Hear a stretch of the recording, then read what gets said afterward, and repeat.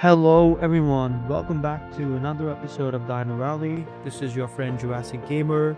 Hope you all are doing okay. In our previous episode, we built our first lagoon and introduced our first lagoon species, which was Dunkleoctus, the terrible fish. In today's episode, we're going to build our final paddock for the Triassic era. Before we move into the Jurassic era, we might circle back to Triassic era as we still have some space left in this part, and we do have one species that I would like to introduce, but I'm still not sure about it. So let's see what happens. But for now, this would be our last dinosaur or last dinosaur paddock for this era. So let's jump back in and continue building the most realistic zoo-inspired animal park. This is episode 6 of DINO-VALLEY. Let's get started.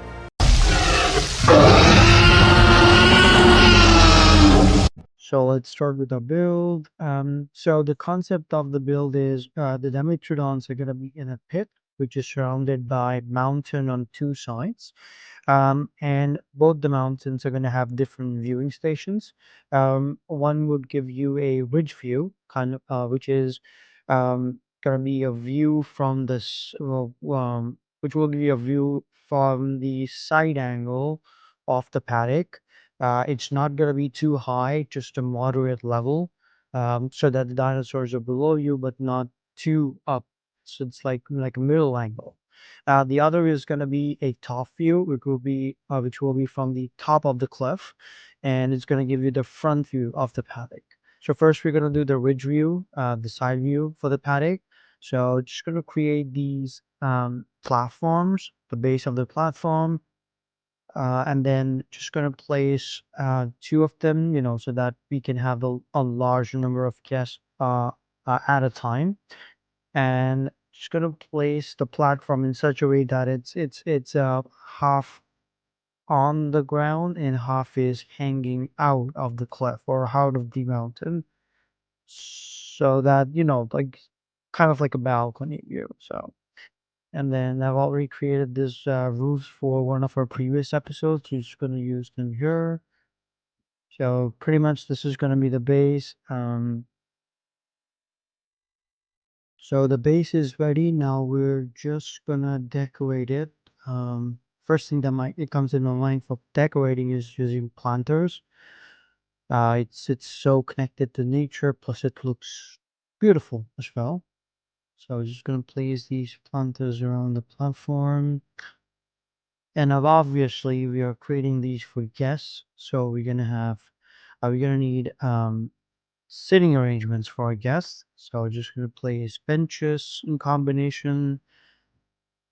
So not only the guests are gonna be viewing the dinosaurs from here, but it could act as a good chilling spot too. So and then just gonna okay. So we'll use two types of planters here, or I'll say flower pots. These are more like flower pots. And then now we have already placed benches on the back side of the platform. Now we're going to place them at the front too. So these are going to be front seats for our dinosaurs, and always fencing. I never miss using fencing. So just going to fence the edge of the balcony so that the guests won't fall into.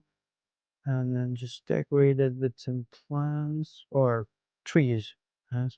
So that should be all for the ridge view. Well, let's get to the cliff view. So just gonna use the same base of the platform, and then I'm just gonna create like a multi-storage platform. So basically, um, we're gonna hang this on the cliff, so the guests can enter the platform on the top floor, and then we're kind of gonna create a ladder so that the guests can step down to the lower section of the platform. So they're gonna have a top view and also a little bit lower view as well. I won't call it the bottom view, but yeah, I mean two floor views from two floors, so they can get two different angles.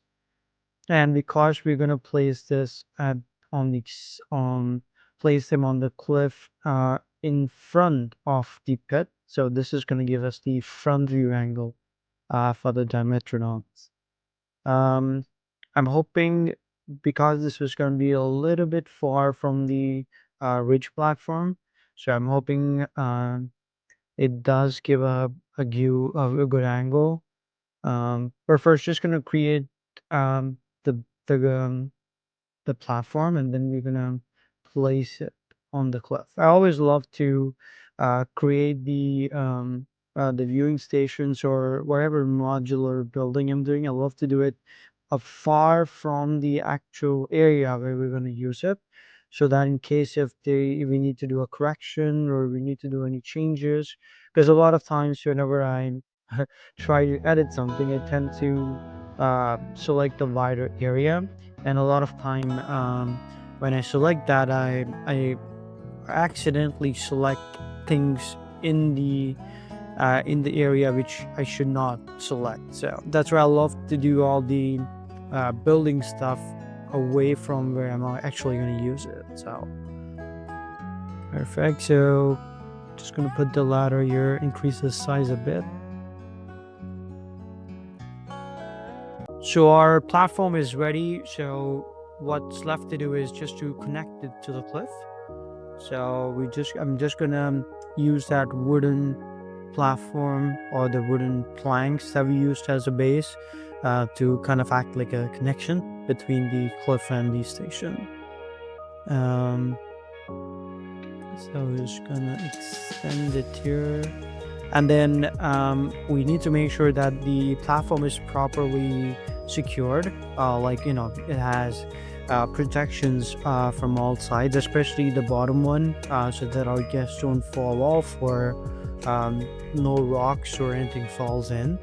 So I'm just gonna use I love to use these metal frames, which are called grinders, or which are available in grinders section in the game. Kind of makes it more strong. I mean, you feel that it's more secure because these are huge, heavier, chunkier metal pieces that you're using for building. So not only looks good, but also kind of feels safe for me, because I'm really scared of heights. So kind of feel secure using those rather than using the wooden pieces for frames or for building structures, especially the ones which are hanging so high from the ground. And the one drawback of modular building, which I think in this game, is the lights don't operate in daytime. So if you want to use or build anything and you want to make it you want to use the glass pieces as possible, so that there is enough lighting in daytime, because if you use the walls, and it's going to be pretty dark, and then even if you place lightings, it's now the lightings don't work in day. So I know you can use the LED strips or you can use the fire torches, but using those fire torches in such modern buildings doesn't look good. Plus LED lights don't actually glow the space that much, so the only possible thing I can come up with is using glass pieces, so that the normal daylight can come in. Now just gonna place some rocks and decorate the cliff, and we are gonna create like a trail or a hike path coming up to these viewing stations. So you're gonna use those sand biome. I guess that's what this type of path is called. So I'm gonna place a second cliff view station as well, and then just gonna connect the two viewing stations together, and then connect them to the ridge view stations too. Now, just to let you know, you guys, after this is gonna be our last episode for the Triassic era, like I already mentioned in the intro of the video. After this, we're gonna turn our attention to Jurassic era. Now, the good thing about this is we have a much familiar dinosaurs in that era, like the Brachiosaurus, the Dilophosaurus, Atenbosaurus, and many more. So from the next episode, we're going to start working on that. And the good thing is Along with the family of dinosaurs, we're also going to see our first pterosaur for the park, because um, Jurassic era does give us the first flying reptile. So yeah, I mean, that will be our first aviary build. We do have a lagoon. We actually have two marine reptiles too in that era. So probably we're gonna do only one. Let's see if we can do a second one too. So coming back to our current episode, so this final thing for the paddock, or the second final thing for the paddock, would be to create the cliff garden. So basically, by using the cherry blossom trees, benches, the hike path, and these Japanese style structures, I'm gonna create a cliff garden. So like our guests can enjoy a beautiful walk in the garden. They can sit on the benches and admire the view. They can also sit in these Japanese style buildings to view the Dimetrodons. So yeah, I'm gonna get a pretty good view. And then the final thing would be to create the maintenance shed for the for the Dimetrodon paddock. So what I'm going to do is, this will be our final build for a maintenance shed, because we've already created a couple of them. We have one for the Lysosaurus, which in future we're going to use for smaller dinosaurs. So I'm going to save that Lysosaurus maintenance shed as a blueprint for smaller dinosaurs. I don't think so we're gonna need them, because we don't have any smaller dinosaurs we're gonna see. I guess there is one in Jurassic era, but I don't think so we're gonna need them in the Cretaceous. So basically what I'm going to do is, I'm going to create three blueprints for maintenance sheds. One is going to be for smaller dinosaurs, one is for medium dinosaurs, and one is for the bigger dinosaurs. So this one is going to be for a medium-sized dinosaur. We already have the one for Herosaurus, which is going to be for larger ones, and the Lysosaurus is going to be for the smaller ones. So we don't have to create these maintenance sheds again. So I'm just gonna decorate our maintenance shed now. Put some windows and door. And then so these two sections are going to be where the Dimetrodons are kept for maintenance, during maintenance. And then one section I'm going to show it as a storage section, like where our maintenance team is storing fuel, water, all the equipments and everything. So we like barrels of fuel, water, or some chemical or sampling that they do, those kind of things. And then we're gonna create a power supply shed, like electric shed, where we're gonna have all our power supplies for this paddock.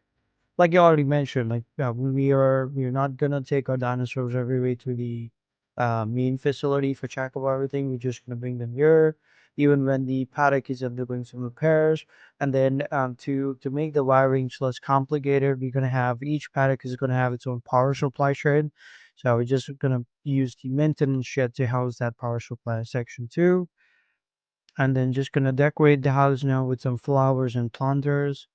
Because yeah, I mean, maintenance shed, we need to decorate that too, because it is gonna be one of our uh, visible section of the park. Like, we're not gonna hide it somewhere. We're gonna keep it right on the main path, so that our ranger team can access it whenever they want, as well as our guests can see it too. How hardworking our park members are. Kind of, I don't know. I'm imagining a lot of things, but yeah, need to be as perfect as possible with this. And then the final thing would be to create the nameplates. We don't want our guests to get lost in the park, so we need to have signboards for them. So this would be the signboard for two parts. We're gonna place these signboard. One is gonna be when they're entering the Dimetrodon paddock, and one is where they are exiting the Dimetrodon paddock. So one road is gonna be leading to the cliff view, the ridge view. The other one is gonna take you to the lagoon. And when you place it on the exit part, you gotta show them the train station as well. So there may be two signboards there.